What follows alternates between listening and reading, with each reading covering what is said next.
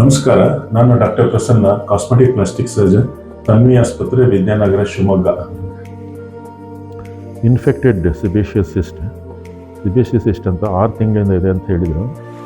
ಸಿಬೇಷಿಯಸ್ ಸಿಸ್ಟ್ನ infect ಆಗೋದಕ್ಕಿಂತ ಮುಂಚೆನೇ ತೆಗಿಬೇಕು, ಅವಾಗ ಕೊಬ್ಬರಿ ಗಿಟ್ಟಿಗೆ ಥರ ಬರುತ್ತೆ. ಇವಾಗ ಇನ್ಫೆಕ್ಷನ್ ಆಗಿರೋದ್ರಿಂದ ನೋವಿದೆಯಲ್ಲ ಸ್ವಲ್ಪ,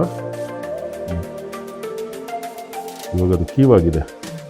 ಆ್ಯಂಟಿಬಯೋಟಿಕ್ಸ್ 3 ಡೇಸಿಂದ ಕೊಟ್ಟು ಸ್ವಲ್ಪ ಗಟ್ಟಿಯಾಗಿದೆ. ಅದರಿಂದ ಬಹುಶಃ ಸಿಸ್ಟ್ನ ಪೂರ್ತಿ ತೆಗಿಬೋದು. ಈ ಫುಟ್ಬಾಲ್ ಒಳಗೆ ಬ್ಲಾಡ್ ಇರುತ್ತಲ್ಲ, ಆ ಥರ ಸಿಸ್ಟ್ ಇರುತ್ತೆ, ಅದನ್ನು ಪೂರ್ತಿ ತೆಗಿಬೇಕು.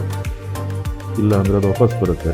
ಆದರೆ ಕೀವಾಗಿದ್ದಾಗ ಎಲ್ಲ ನೀರಾಗಿ ಕೀವಾದರೆ ಕೆಲವೊಮ್ಮೆ ಕೀವು ತೆಗೆದು ಗಾಯ ಆದಮೇಲೆ ಇನ್ನೊಂದು ಸರಿ ಸಿಸ್ಟ್ ತೆಗಿಬೇಕಾಗುತ್ತೆ. ಅದರಿಂದ ಸಿಬೇಷಿಯಸ್ ಸಿಸ್ಟ್ನ ಮುಂಚೆನೇ, ಕೀವಾಗೋದಕ್ಕಿಂತ ಮುಂಚೆನೇ ಎಲ್ಲ ಕೂಲಾಗಿದ್ದಾಗ ತೆಗೆಯೋದು ಅಷ್ಟೇ ಮುಖ್ಯ.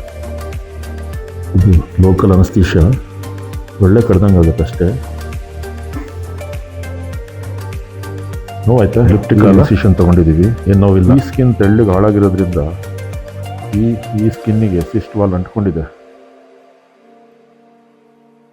ನಮಗೆ ಆ್ಯಕ್ಚುಲಿ ಶಾರ್ಪ್ ಡೈಸೆಕ್ಷನ್, ಸಿಸ್ಟ್ ಮತ್ತು ಚರ್ಮದ ನಡುವೆ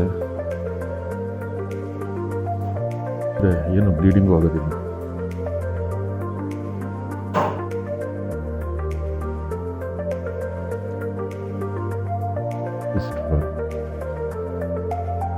ಎಲ್ಲಿ ನೋವಾಗ್ತಿದೆ ಇವಾಗ?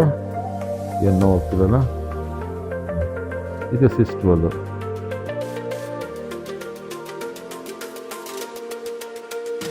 ಪಂಚರ್ ಆದರೆ ಕೀವೆಲ್ಲ ಹೊರಗೆ ಬರುತ್ತೆ, ಫೀಲ್ಡ್ ಹಾಳಾಗುತ್ತೆ. ತೊಂದರೆ ಆಗಲ್ಲ, ಇಷ್ಟು ಪೂರ್ತಿ ತೆಗಿಬೇಕು.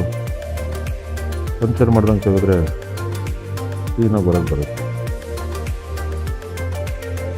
ಈ ಥರ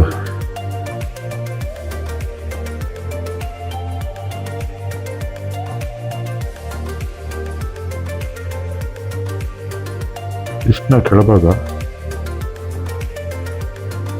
ಈ ಚರ್ಬಿ ಫ್ಯಾಟ್ ಅಂತಾರಲ್ಲ, ಸಬ್ಕ್ಯೂಟೇನಿಯಸ್ ಫ್ಯಾಟ್, ಅದರ ಮೇಲೆ ಕೂತಿದೆ. ಸಬ್ಕ್ಯೂಟೇನಿಯಸ್ ಫ್ಯಾಟ್ ನೋಡ್ಬೋದು.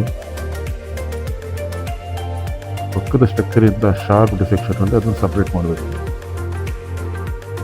ಕರೆಕ್ಟ್ ಪ್ಲೇನಲ್ಲಿ ಇದ್ದರೆ ಸುಲಭ ಇದೆ, ಬ್ಲೀಡಿಂಗ್ ಕೂಡ ಆಗೋದಿಲ್ಲ. ಫ್ಯಾಟಿ ಲೇಯರ್ ಬಂತು ಅಂದರೆ ಅದರಿಂದ ಕೆಳಗೆ ಸಿಸ್ಟ್ ಇರೋದಿಲ್ಲ. ಇದು ಎಥಿಲಾನ್ 50, ತುಂಬ ಫೈನ್ ಆಗಿರೋ ಸೂಚರು, ಸಿಂಪಲ್ ಇಂಟ್ರಪ್ರಿಟ್ ಸೂಚರ್. ಪ್ರಾಪರ್ ಇನ್ಸಿಷನ್ ಹಾಕಿದರೆ ಸಾಕು. 1 ತಿಂಗಳು ಬಿಟ್ಟು ನೋಡಿದರೆ ಮಾರ್ಕೆ ಕಾಣೋದಿಲ್ಲ, ಆ ಥರ ಹೋಗಿರುತ್ತೆ. ಒಂದು ಸಣ್ಣ ಲೈನ್ ಕರೆಕ್ಟಾಗಿ ಬಿಸಿಲು, ಸನ್ಸ್ಕ್ರೀನ್ ಯೂಸ್ ಮಾಡಿ ಬಿಸಿಲನ್ನು ಅವಾಯ್ಡ್ ಮಾಡಿದರೆ ಪಕ್ಕದ ಚರ್ಮದ ಜೊತೆ ನೀಟಾಗಿ ಕಲರ್ ಮ್ಯಾಚ್ ಮಾಡಿಕೊಂಡ್ರೆ ಗೊತ್ತೇ ಆಗೋದಿಲ್ಲ. ಆಪ್ರೇಷನ್ ಮಾಡಿದರೆ ಗೊತ್ತಾಗೋದಿಲ್ಲ. ಇರುತ್ತೆ.